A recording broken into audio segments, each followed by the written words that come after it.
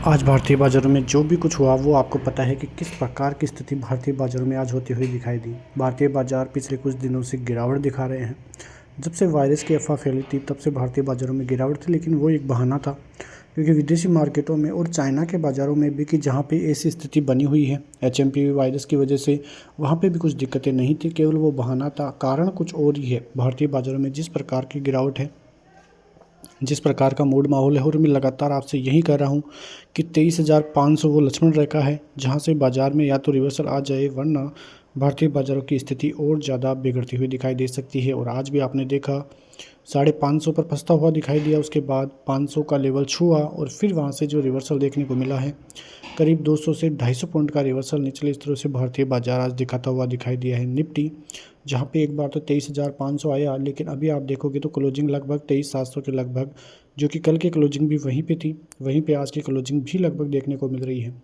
लोगों के stop loss होते हुए दिखाई दे रहे हैं। जो लोग फिर से तेज़ी में बैठे थे उनका आज भी ट्रेप हुआ है, और बाजार में ऐसा ही ट्रेप चलता रहेगा जब तक भारतीय बाजार 23,800 के ऊपर, 24,000 के ऊपर, 24,200 के ऊपर की क्लोजिंग या आराम से तेज़ी के साथ नहीं दिखाते हैं, तब तक भारतीय बाज़ारों का ऐसा ही हाल रहने वाला है। और एक बार 23,500 का स्तर यदि अब टूटता है तो अब आप मानना कि भारतीय बाज़ारों में फिर जो तेज़ी है वो थोड़े दिन और नहीं आने वाली है, क्योंकि फिर भारतीय बाज़ार जाएगा 23,200, 22,800, 22,500।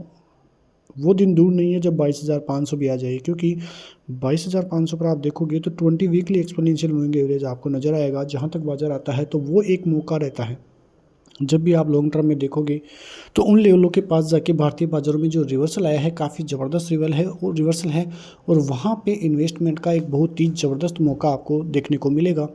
यदि आप स्टॉक वाइज भी देखोगे तो FOMC की मीटिंग है 9 जनवरी को, तो वहाँ पे आपको नज़र रखनी है। इनिशियल जॉबलेस क्लेम के आंकड़े भी 9 तारीख को आएंगे। इंडस्ट्रियल प्रोडक्शन के आंकड़े इंडिया के 10 तारीख को आने वाले हैं, तो उन पर भी आपकी नज़रें जरूर रहनी चाहिए। आज निफ्टी का हाल देखो तो फ्लैट ही क्लोजिंग आज देखने को मिलेगी।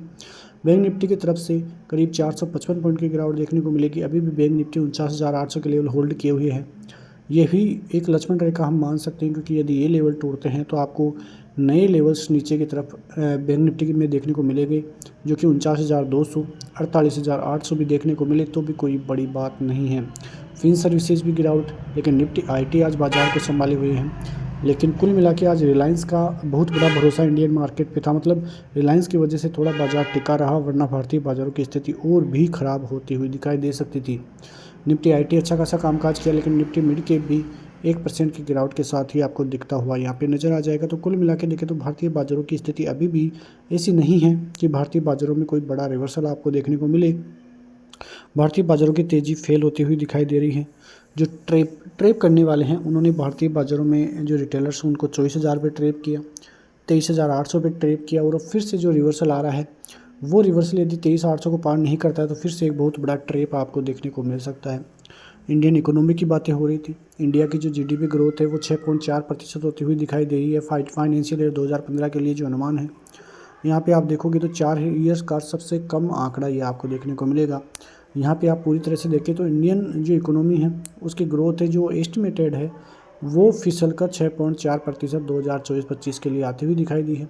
मेनली आप देखोगे तो पुअर शोइंग मैन्युफैक्चरिंग और जो सर्विस सेक्टर है उसकी पुअर ग्रोथ की वजह से ऐसा देखने को मिल रहा है, जो कि according to government data release on Tuesday, मंगलवार को ये डाटा आता हुआ दिखाई दिया था। उन सभी को देखकर ही यहाँ पे आपको ये सभी चीज़ें देखने को मिलेंगी। तो ये डाटा भी थोड़ा नेगेटिव इंडियन इकोनॉमी के लिए, इंडियन ग्रोथ के लिए दिखता हुआ नज़र आ रहा है। तो सभी चीज़ें अभी भारतीय बाज़ारों के लिए थोड़ी नेगेटिव है। अब Q3 के आंकड़े ही वो एक चीज़ है जो भारतीय बाज़ारों को पुश दे सकते हैं, और यदि वहाँ से पुश आया तो भारतीय बाज़ार फिर रुकेंगे नहीं, फिर 26,000 27,000 भी आपको देखने को मिलेंगे। लेकिन Q3 के आंकड़े अच्छे आने चाहिए। मिलते हैं नेक्स्ट वीडियो में, तब तक के लिए जय हिंद, जय भारत।